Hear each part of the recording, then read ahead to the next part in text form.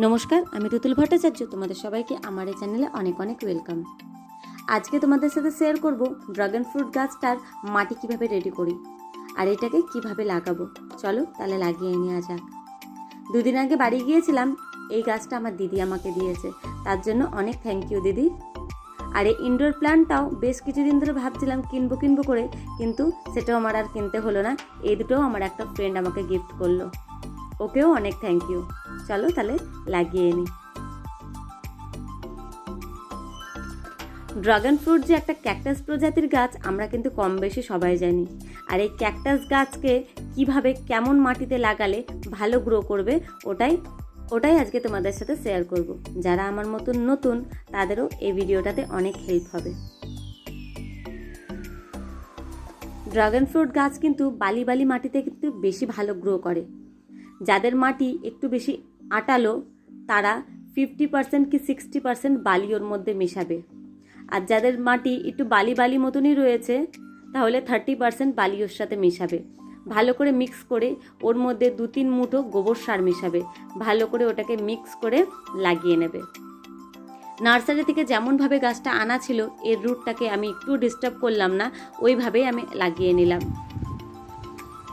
আর এর মাটি যখন পুরোপুরি শুকিয়ে যাবে তখনই জল দেবে। ক্যাকটাস প্রজাতির গাছে কিন্তু জল খুব একটা লাগে না, বেশি জল দেওয়ার কারণে কিন্তু গাছটা মরেও যেতে পারে।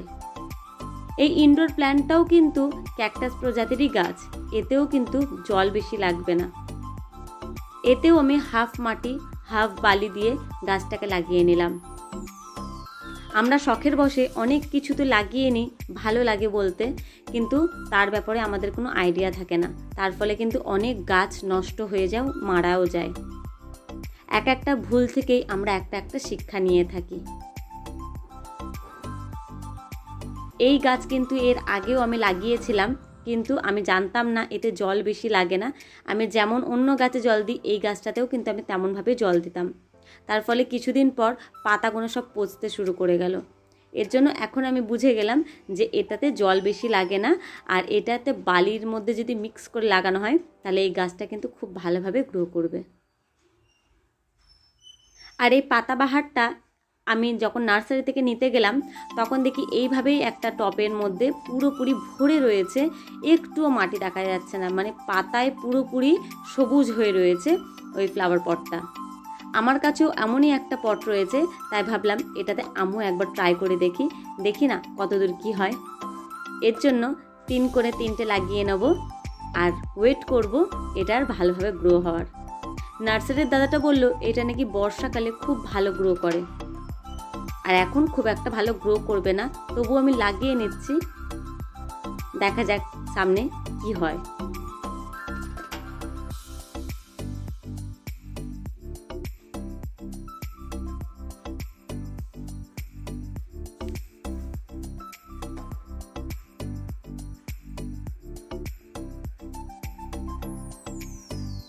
আজকের মতন এইটুকুনি, আবার দেখা হচ্ছে অন্য কোনো ভিডিওতে।